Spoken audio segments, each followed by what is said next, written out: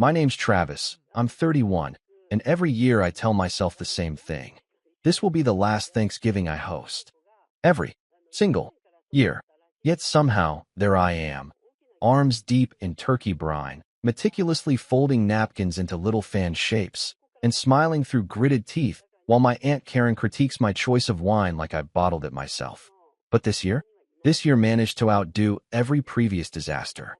Not because someone brought up politics or because Uncle Roy got drunk and knocked over the charcuterie board again. No, this time it was quieter, sneakier. The kind of betrayal that hits you hours later, when everyone's gone and the house is finally quiet. That's when I checked my bank account and realized someone had made me pay for everything. Let me back up a little. I'm the youngest of 3 siblings and the only one who stayed in our hometown. My brother, Grant, is a high-flying sales exec in Atlanta. My sister, Molly, married rich and now manages a lifestyle blog where she occasionally posts smoothie recipes and unsolicited parenting advice. I, on the other hand, run a small but successful web development agency from my apartment. Nothing crazy, but I live comfortably, and I've worked my butt off to build something real. My parents split when I was in high school, and since my mom downsized and my dad moved to Florida, the role of holiday host sort of defaulted to me. Now don't get me wrong, at first, I didn't mind. I actually like cooking. There's something almost therapeutic about turning chaos into a coherent meal. But over the years, what started as a cozy family get-together gradually mutated into this bloated, overhyped spectacle. Each Thanksgiving, more and more people showed up, distant cousins I hadn't seen in a decade, my sister's in-laws, my brother's new girlfriends. And somehow, despite everyone being full-grown adults with jobs, I was the one footing most of the bill. At first, it was subtle. People would forget to bring what they signed up for, or conveniently disappear when it was time to split the cost of the catering. But this year, they took it to another level. The week before Thanksgiving, I sent out a group text, a very clear one, asking everyone to chip in $60 per adult and $30 per kid, since we were doing a hybrid of home-cooked and catered dishes. I used to cook everything myself, but with 20-plus people showing up these days, it was just too much. The message was polite, straightforward, and included a payment link. A few people replied with thumbs-ups. Most didn't respond at all. I reminded them 2 days later. Still nothing. Thanksgiving morning came, and the first knock on my door was Molly, heels clicking on the hardwood, her son already smearing cranberry sauce on his tiny Patagonia jacket. She hugged me like we were starring in a Hallmark movie. "You're amazing for doing all this again, Trav," she said, placing a decorative squash on my already cluttered counter. I raised an eyebrow. "Did you send your part for the food?" I asked. She blinked. "Oh, didn't we do that already? I thought Chad sent it." Chad, her husband, was busy outside arguing with someone about where to park his Tesla. I just nodded and let it slide. Then came Grant, booming through the doorway like he owned the place. He brought 2 bottles of wine, which, I later realized, were both already opened and half empty. He clapped me on the back and said, "Looking good, bro. Hope you got enough for everyone. We brought friends." Sure enough, trailing behind him were 3 people I'd never seen before. 2 women and a guy wearing a leather vest and holding a ukulele. I blinked. Are they staying for dinner?" "Oh yeah, they were too far from home to visit family. So we figured, more the merrier." Sure, why not? By the time dinner actually started, my place looked like a magazine shoot gone wrong. There were candles burning unevenly, kids screaming in the hallway, my mom loudly asking if the turkey was organic or just free range, and someone, probably Uncle Roy, playing country music from their phone in the living room. I was holding it together by a thread, just one thin, gravy-splattered thread. Dinner was fine, I guess. No huge fights. No dogs jumping on the table this year. People ate, drank, and praised my mashed potatoes like I'd just split the atom. Nobody mentioned the contribution I'd asked for. Not once. I even brought it up, casually, during dessert. "Hey, I sent that payment request earlier in the week. Just want to make sure it didn't get lost?" I asked the table, keeping it light. A few mumbled, "Oh yeah, gotta do that." And someone changed the subject to Black Friday deals. I should have known then. The night ended around 11.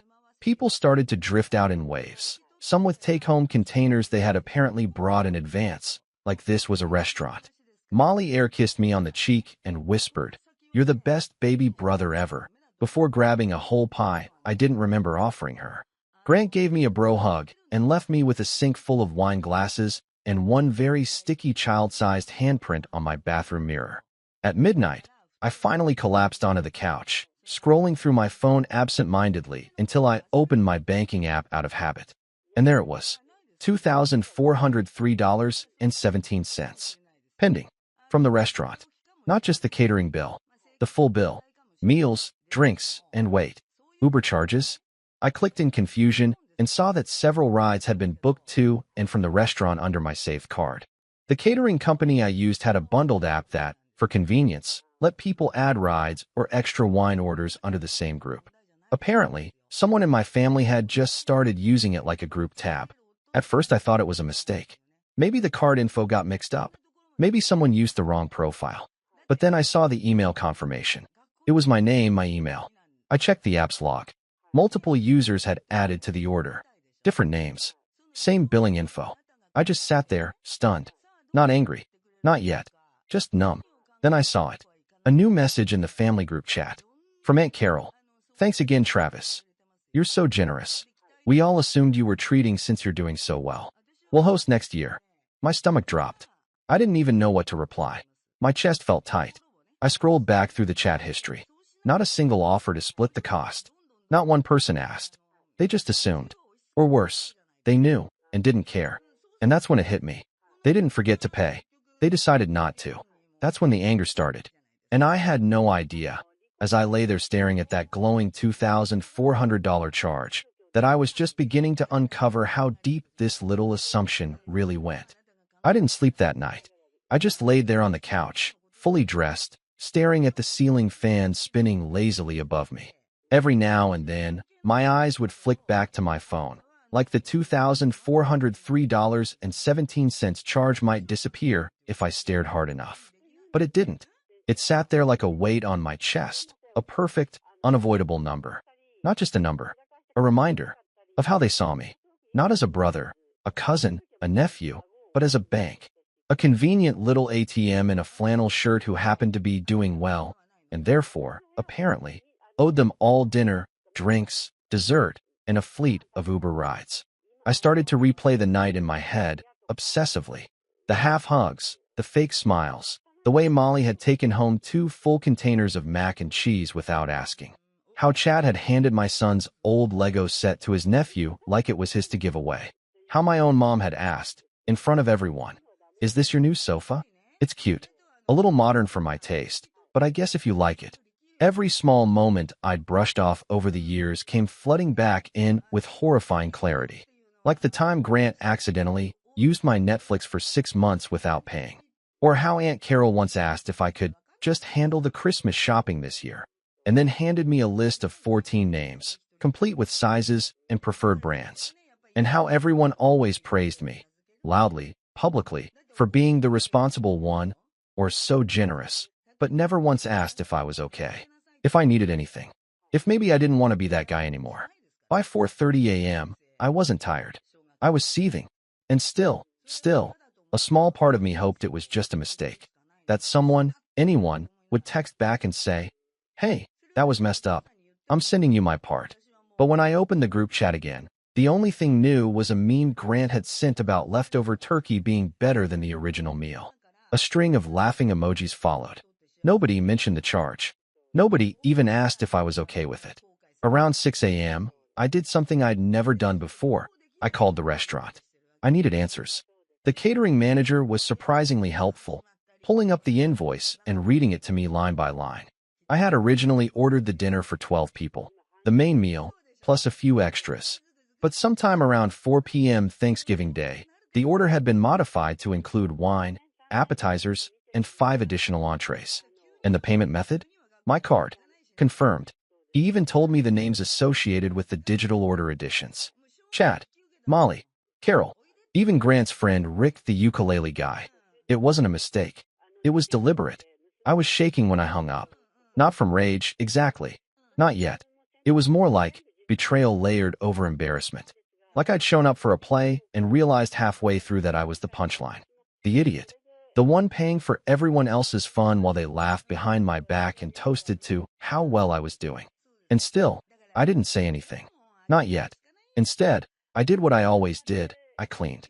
I washed every dish, scrubbed the wine stains from the tablecloth, threw out half-eaten pie slices, and wiped down the stove. I gathered all the throw blankets, sprayed the couch, even swept the entryway. It was almost manic, like if I just cleaned hard enough, maybe I could scrub away the feeling that had settled in my chest. By the time I finished, it was nearly noon. That's when my phone rang. It was Molly.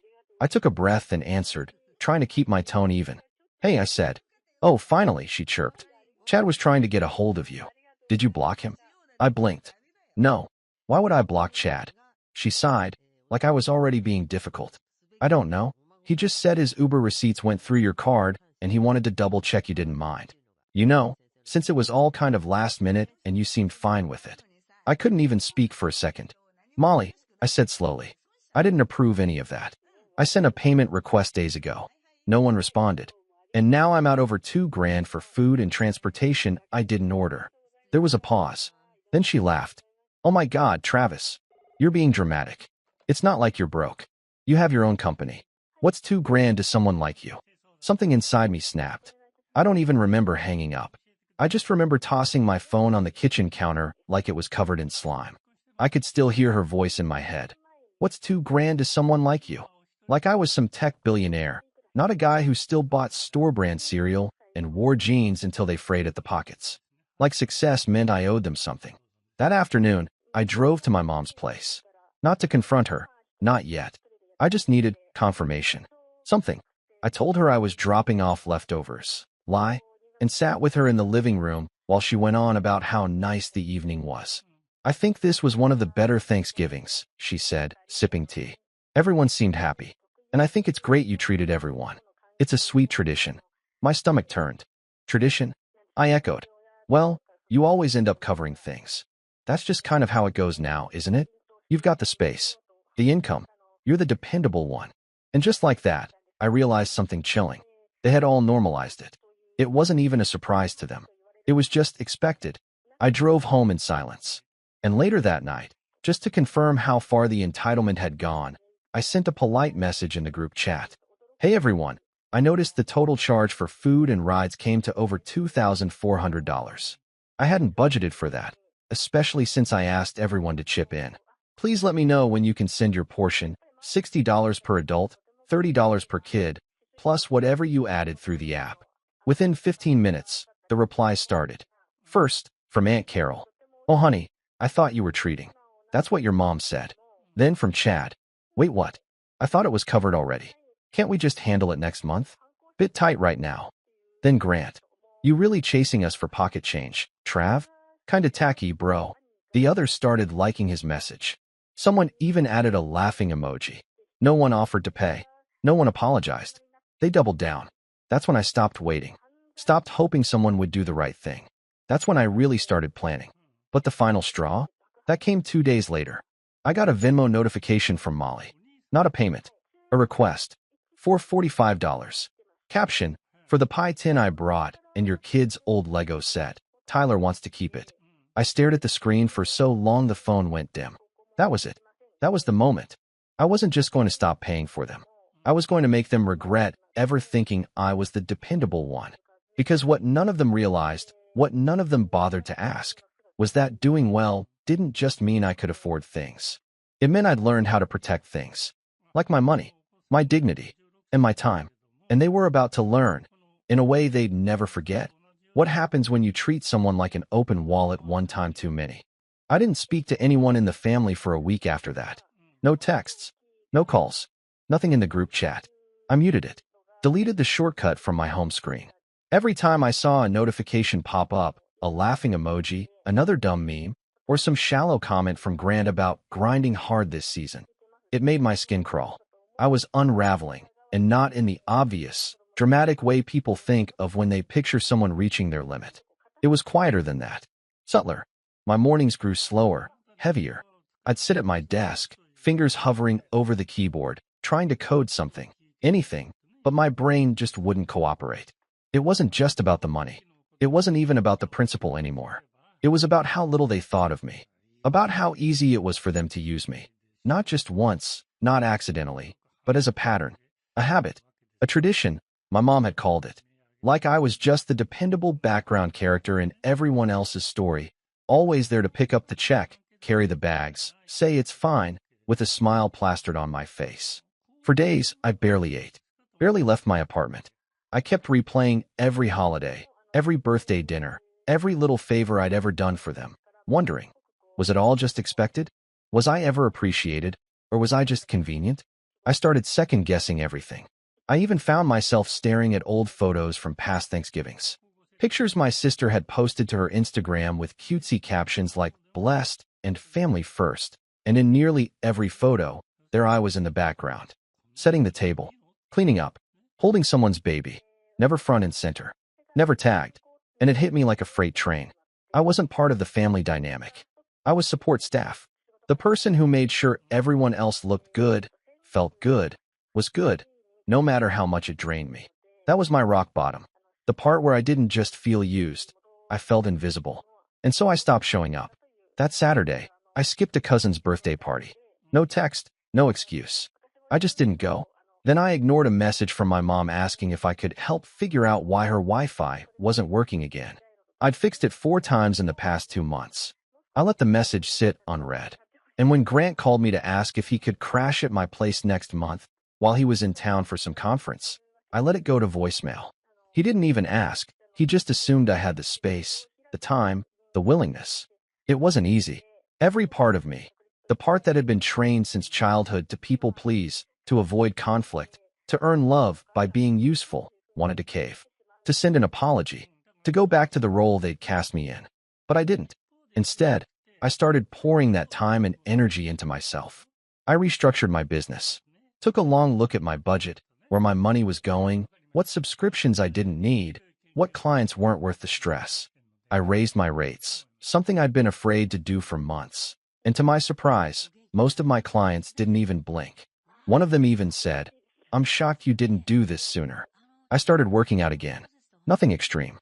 Just a daily walk at first, then short gym sessions. Slowly, the fog started to lift. My sleep got better. My appetite came back. And then, almost accidentally, I started talking to people who weren't in my family. A former classmate reached out about a project. We ended up getting coffee. Then again the next week. I told them about the Thanksgiving fiasco, and instead of laughing or brushing it off, they actually looked angry for me. "Dude, that's messed up," they said. "You should have sent them invoices." I smiled for the first time in days. The next week, I started journaling. I know it sounds cliche, but it helped. I wrote out every little thing I remembered, every comment, every instance of being overlooked, every time I was expected to give without ever receiving. And as I wrote, patterns emerged. Not just in my family, but in how I'd let myself become complicit. I was always the first to offer, the last to complain, the one who apologized when someone else was rude, the one who downplayed it all with humor so nobody felt uncomfortable, except me. I started to see myself more clearly, not just as a victim, but as someone who had never set boundaries. And so I started building them. Not loudly, not in some dramatic family blow-up, but with silence, with space, with quiet, intentional absence. It wasn't easy. They noticed, especially my mom. "Is everything okay, Travis?" she left in a voicemail. "You've been distant." I didn't answer. Instead, I wrote myself a list. Not of revenge plans, not yet, but of priorities. At the top of the list, stop rewarding bad behavior. That one simple sentence became my compass. So when Molly sent a group message asking if anyone could help her move a couch into her new sunroom, I didn't reply. When Chad followed up privately with, "You coming or what?" I blocked him. I started posting less on social media. No more public photos of my apartment. No stories of homemade dinners. No announcements about new clients. If they wanted to think I was doing well, they could wonder in silence. And then something strange happened. The silence worked. Aunt Carol called me, not to ask for something, but to check in. Genuinely. She said she'd noticed I hadn't been active lately and wanted to see if I was okay. I almost didn't pick up, but I did. "I'm fine," I said. And for the first time, I meant it. She was quiet for a second, then said, "You know, I didn't realize how much we relied on you. I guess we've taken it for granted." I didn't say anything. because I wasn't ready to forgive. But I appreciated the honesty. It was the first crack in the wall. A week later, I got a text from one of Grant's friends, not Rick the ukulele guy, but another one. He said Grant was in town and had apparently shown up at my place without warning and was super confused when I didn't answer. I texted back, "I don't host uninvited guests anymore." That message got passed around, and slowly, the request stopped. The silence stretched longer. They didn't know I was rebuilding, didn't know I was saving every receipt, didn't know I was compiling evidence, didn't know I was planning something better than a confrontation. They thought I was sulking. They didn't realize I was transforming. And what they really didn't know was that the next time they would hear from me, the next time I made myself the center of their attention, it wouldn't be with an apology. It would be with a decision. A very expensive, very public, very permanent one. It started with a spreadsheet. I know, not exactly the most cinematic beginning to a revenge arc, but I'm a web developer. Spreadsheets are how I process the world. And in this case, it was my version of sharpening a blade. I titled it Holiday Ledger and began populating it with columns: event, date, people present, expenses paid, contributions made, who benefited, and most importantly, who knew. I went back 3 years. Birthdays, Christmases, baby showers, random family game nights that somehow always happened at my place, always catered, always featuring name brand snacks I didn't eat, but somehow ended up buying. I combed through my bank records, Venmo history, texts, even Instagram posts to confirm who was there and what was eaten. The more I dug, the more disgusted I became. Thousands of dollars. Tens of them. No one had contributed to Thanksgiving for the past 3 years. Not a single one. The spreadsheet was more than numbers. It was a confession, from them, through their silence, through their patterns. They'd made me the mule for the entire family's comfort. But not anymore. With every row, I didn't just track debt. I tracked leverage. And the leverage was delicious. My first real move came one quiet afternoon in early December when Molly sent me an email. Not a text. An email, which already told me she was trying to keep things professional. The subject line was quick favor. "Hey Trav, I hate to bother you, but I'm finalizing some design updates for my blog and was hoping you could help tweak the layout again like you did last time. I'll give you credit at the bottom. No rush. Would just love to have it ready before New Year's. Let me know, love you." I stared at it for a while. This was the same sister who had let her husband charge drinks to my card and then laughed when I asked about repayment. So I replied, "Hi Molly, I'm glad to hear your blog is going well. I've recently overhauled my client list and am no longer accepting unpaid work. My current rate for design consulting is $125 per hour with a 2-hour minimum. Let me know if you'd like a formal estimate or invoice. Best, Travis." She didn't respond. Not at first. Then came the guilt text, 2 days later. "Really? You're charging me now? That's wow, okay." I didn't reply, because that was the point. Let them squirm. Meanwhile, I was gathering allies, not in some Ocean's 11 way, but quietly, patiently, like a chess player reclaiming the center. One was Marcus, my cousin on my dad's side, who was rarely invited to family events because he was weird. Translation: introverted and allergic to phoniness. He'd always been a black sheep, and I now realized I probably had more in common with him than anyone else in the family. I invited him out for lunch. No agenda, just catching up. It took about 20 minutes before the topic of Thanksgiving came up. "Let me guess," he said. "They roped you into paying for the whole thing again?" I stared at him. "You knew?" He laughed without humor. "Dude, they've been doing that since Grandma passed. You just didn't notice because you were too busy being nice." I nodded slowly. "Let me ask you something," I said. "Would you be interested in helping me with something?" Quietly. No drama, but maybe a little poetic justice. He smirked. I've been waiting for this day. So now I had Marcus, tech-savvy, spreadsheet fluent, and deeply petty in a way I appreciated. He helped me start pulling screenshots, emails, receipts, old family group chat exports. We created a shared folder, Holiday Justice. Every shared Google Doc had a paper trail. Every transaction linked back to a date and time. It wasn't about exposing them. Not yet. It was about being prepared. Because the perfect opportunity was coming. Christmas. One afternoon, my mom called. I debated not answering, but curiosity won. "Hi, honey," she said, too cheerful. "I've been thinking. You know how we usually do Christmas Eve at my place and Christmas Day at yours?" I paused. We used to do that, yeah. Well, I was hoping we could bring back the tradition this year. Everyone's asking about it, and it just feels more festive when you host. You always make it so cozy. I let the silence hang for a moment.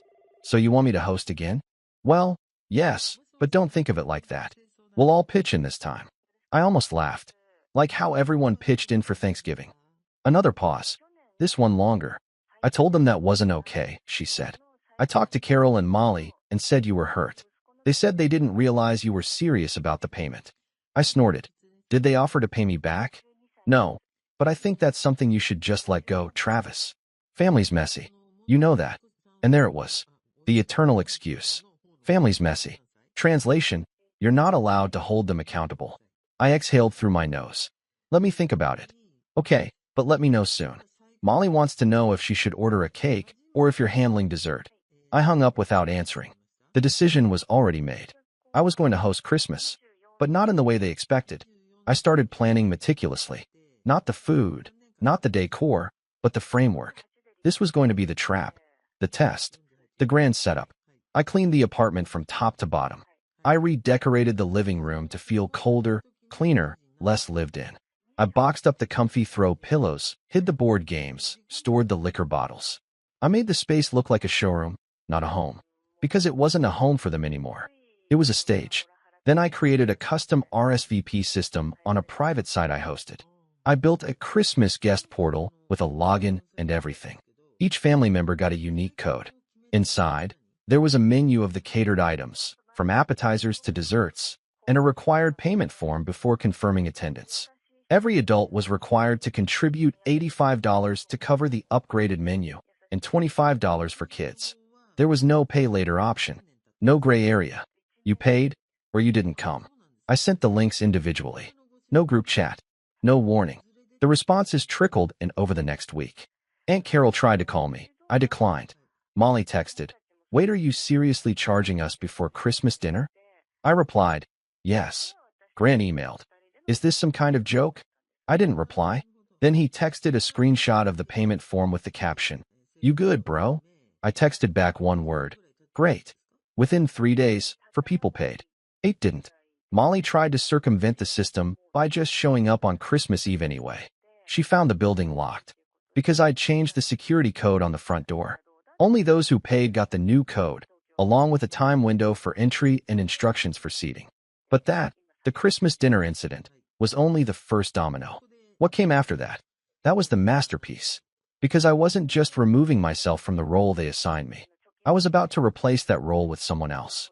Someone they couldn't control. I woke up on Christmas morning to a full inbox. 15 unread messages. 6 voicemails. 3 missed calls. The subject lines alone made me grin into my coffee. This is ridiculous. Open the door, Travis. Are you seriously doing this on Christmas? Mom is freezing in her car. I sipped slowly. Cinnamon creamer, 2 sugars. The good stuff. I was already dressed. Jeans, button down, fresh haircut. The apartment smelled like roast duck and herb stuffing, both catered from a place way above the family's usual budget. And I hadn't lifted a finger. Because for once, they'd paid in advance. Well, some of them. Molly, Grant, Chad, and Aunt Carol hadn't. Neither had my mom. They'd refused. Molly said it was insulting. Grant said it was tacky. Chad sent a screenshot of a meme with the caption, "This you?" and then radio silence. Carol tried calling me 5 times in 2 hours, then sent a guilt-ridden email about family meaning more than money. And my mom? She just said she was disappointed. That last one stung a little, but only for a moment, because Christmas came anyway. Marcus showed up first, right on time. He brought cookies and a bottle of wine, despite already having paid for dinner. That's the kind of guy he is. I let him in personally and handed him a guest envelope, one of the custom-printed ones I'd made. Inside was a seating assignment, a menu, a thank you card, and a small wrapped box with a Bluetooth speaker I'd gotten on sale. I thought this was about revenge, he joked, reading the card. It is, I said, but it's also about remembering who actually respects me. By 3 p.m., we were 9 in total. Cousins, 2 old friends, a neighbor who had nowhere to go for the holidays. Every one of them had contributed. Every one of them had been respectful, kind, communicative, the kind of people I wanted to be around. We sat at a long table with linen napkins and gold-rimmed plates. It looked like a magazine spread. Not because I was trying to impress anyone, but because I wanted to see what a healthy, drama-free holiday could actually look like. We played music. We laughed. We ate way too much. And outside, apparently, there was chaos. Around 4 p.m., my building's maintenance guy texted me. "You got a crowd down at the door. You want me to tell them anything?" I replied, "Tell them Merry Christmas and that the guest list is full." He sent back a thumbs up. 5 minutes later, I got a voicemail from Molly. Her voice was sharp, shaky. "This is disgusting, Travis. We're family. You can't just lock us out. Everyone's out here in the cold. Mom's literally shivering. This is abuse. You need to come downstairs now." I deleted it because I was done being the doormat. The free ride. The warm body they called only when something needed lifting or paying for or smiling through. They could sit in their cars all night. Dinner was incredible. There was a toast. A few people brought gifts. And when dessert rolled out, dark chocolate torte and caramel apple pie, I finally stood up and made an announcement. Thank you all for being here. For respecting me. For paying on time. For treating this like a shared experience, not a favor you're owed. You're the first group in years who's made me feel like I wasn't hosting out of obligation. I hope this becomes the new tradition. There were claps, smiles, glasses raised. I didn't even have to say what had happened outside. They all knew.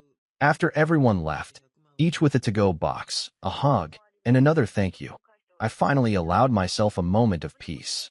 The apartment was quiet again, not empty, like it always felt after those old family gatherings, but peaceful, whole. Then I opened my laptop. The final phase of my revenge wasn't just about excluding them. It was about replacing them. For years, I'd been quietly building a professional portfolio website. I'd kept it hidden from my family, afraid they'd either mock it or try to milk it for favors. But now, I leaned in. I updated every section, added testimonials from real clients, a price chart, automated forms, clean, crisp design. Then I added a new blog post, front and center. The cost of hosting family, a personal case study in boundaries and burnout. I didn't use names. I didn't have to. The story was detailed, honest, and backed up with math, receipts, messages, timelines. How generosity turned into expectation. How silence turned into resentment. How setting boundaries was the greatest gift I could give myself. I published it on December 27th. By January 3rd, it had over 40,000 views. Reddit picked it up. A few influencers reposted it. A family therapist even DM'd me asking if she could use it in her lecture on emotional labor. And my inbox? Flooded. Messages from strangers saying they'd experienced the same thing. That they felt seen. Validated. One woman wrote, "You put words to a decade of pain I never knew how to explain. Thank you." But the cherry on top? Molly found it. She sent me a single message, dripping with fury. "Hope your little blog post made you feel better. You embarrassed us in front of thousands of people." I replied, "Good. Now imagine how I felt for years." That was the last time she messaged me. My mom called again a few days later. She sounded tired. "I read the post," she said. "I wish you'd talk to me first." "I did," I said quietly. "You just didn't listen." There was a pause. Then, "I'm sorry. I didn't say anything. Because I wasn't doing this for her. Or for them. Or even for revenge anymore. I was doing it for me. For the person I'd buried under years of forced smiles and unchecked generosity. The person who finally understood that love without respect is just manipulation and holiday wrapping paper. The person who learned, maybe too late, but just in time, that you teach people how to treat you by what you tolerate. That night, I deleted the old family group chat. Then I made a new one. It had 4 people in it. And not a single one of them ever expected me to foot the bill. I wasn't their wallet anymore. I was finally me. And for the first time in my life, that was enough.